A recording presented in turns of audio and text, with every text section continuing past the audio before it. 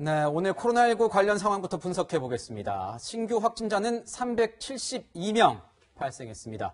사흘째 300명대를 이어가고 있습니다. 사회적 거리 두기와 5인 이상 사적 모임 금지 조치는 설 연휴가 끝나는 오는 14일까지 이어지는데요. 방역 당국은 경제적 어려움을 호소하는 자영업자의 고충을 고려해 비수도권에 대해서만 영업시간 제한을 완화하기로 했습니다. 네, 이에 따라서 비수도권 다중이용시설은 오후 10시까지 영업을 할 수 있게 되는데요.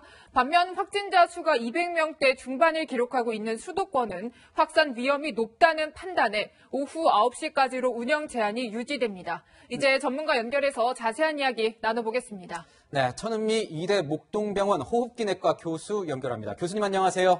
네, 안녕하십니까. 네, 코로나19 신규 확진자 사흘째 300명대를 유지하고 있습니다. 최근 추이를 보면 3차 유행의 정점은 지난 것으로 보이는데 어떻게 좀 안심할 수 있는 단계인지요? 어떻게 보십니까? 네, 정점은 지났지만 400명 전후로 정체 상태가 지속이 되고 있고요. 네. 수도권 확진자가 증가 추세를 약간 보이는 것 같습니다. 그 이유는 임시검사소의 확진자 비율이 증가해서 오늘 같은 경우는 25%까지 올라갔고요. 네. 수도권에는 30에서 50대 그런 직장을 통한 사회활동 인구가 많고 이런 분들이 대부분 무증상 감염을 통해서 지역사회 감염을 시키고 있습니다. 또한 설 연휴를 앞두고 대이동이 지금 지방과 여행지로 많은 사람들이 모일 가능성이 높기 때문에 감염 확산의 위험이 분명히 있습니다.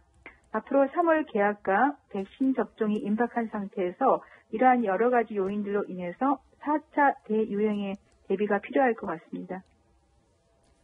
네, 정부가 거리두기 2주 연장 발표 일주일 만에 비수도권에 한해서 다중이용시설 방역조치 완화를 결정했습니다. 먼저 방역당국 발언 잠시 듣고 오시죠. 주로 1차 자리가 끝나고 2차의 모임들이 활성화되는 분기점을 이루는 시간대입니다. 이로 인한 모임의 증가 가능성이나 그로 인한 위험성은 분명히 존재합니다. 네, 이런 결정에 대해서 이제 수도권과 비수도권 자영업자들은 엇갈린 반응을 보이고 있습니다. 1시간 차이가 방역에 큰 차이가 있느냐 의문도 있는데 교수님은 좀 어떻게 보세요? 네, 수도권은 지금 70% 이상이 감염자가 나오고 있는 지역이고 활동 인구가 많은 지역이기 때문에 9시 이후가 되면 2차적인 모임이라든지 네. 식당이나 이런 카페나 이런 곳에서 오랫동안 머무는 시간이 높아지면서 고위험 시설 이용으로 인한 감염의 위험이 높기 때문에 네. 설 연휴까지는 수도권은 9시로 제한을 한 것으로 생각됩니다. 네, 이 설 연휴 어떤 분기점이 될 것 같은데 이 수도권 상황 아까 좀 더 위험해질 수 있다 이렇게 보셨는데 혹시 대유행 설 연휴 이후에 또 올 수도 있는 겁니까? 네, 변이 바이러스도 지금 분명히 저는 수도권 국내에 있을 거라고 생각을 하는데요. 이 변이 바이러스가 젊은 층을 통해서 감염이 확산이 많이 되는 걸로 알려져 있습니다. 네. 그렇기 때문에 정부 입장에서는 이 설 연휴가 굉장히 중요한 고비가 되겠죠. 그러면 수도권만 지금 9시까지로 제한을 하는 것은 사실 형평성 문제는 분명히 있습니다. 그래서 확진자 추이에 따라서 설 연휴 이후에 확진자가 줄면은 아마 시간 연장에 대해서 고려를 해볼 수 있겠지만 그렇지 않다면은 자영업자들에게 대해서 앞으로도 장기간 영업 제한이 필요할 때에는 국가에서 그 상응하는 50에서 60% 정도의 해외와 같은 보상 체계를 부여하는 것이 조금 필요할 것 같습니다. 네, 교수님한테 이제 백신 접종 문제도 좀 여쭤봐야 할 텐데요. 지금 이제 아스트라제네카 백신에 대해서는 식약처 자문기구가 65세 이상은 접종을 신중해야 한다는 권고를 내놨습니다. 교수님이 보시기에 올해 예정된 백신 접종 일정 차질 빚어질까요? 어떨까요? 아스트라제네카 백신에 대해서 65세에 대해서 지금 제한이 조금 걸려 있지만 아마 3차 마지막 질병청에서는 저는 공고를 할 것으로 생각됩니다. 네. 그래서 조금 지금 우리가 1분기에 쓸 수 있는 백신은 아스트라제네카 백신만 있기 때문에 네. 기본적으로 요양병원에 있는 입소자 우선보다 종사자와 간병인을 먼저 접종을 하고요.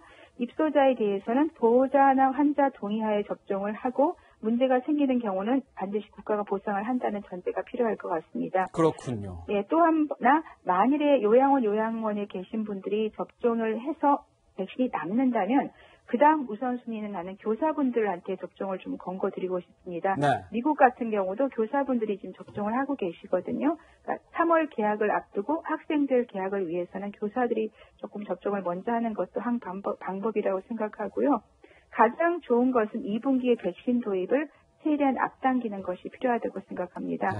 이스라엘 같은 경우는 60% 정도가 접종 후에 감염이 지금 0.07%, 1회 접종 후에 3주가 지나면 감염이 90%까지 차단됐다는 보고를 하고 있기 때문에 백신 접종이 가장 중요하다고 생각합니다. 네, 방역당국의 우리 천은미 교수님의 이런 권고에 대해서 잘 유념했으면 좋겠고요. 진짜 궁금한 건 이겁니다. 변이 바이러스 국내 확진자 51명입니다. 51명. 설 연휴 이후에 본격적으로 이제 백신을 접종하게 되는데요, 교수님. 아스트라제네카, 화이자 백신 저희가 접종될 것 같습니다. 이 변이 바이러스에 효능이 있는 건지, 그리고 변이 바이러스 검사수가 적다는 지적이 좀 있는데, 지금 나오는 변이 바이러스 확진자에 비하면 이대로 가도 괜찮은 건지, 아니면 선제적으로 좀 유행에 대비해서 늘려야 하는 건지, 어떻게 보시는지 궁금합니다.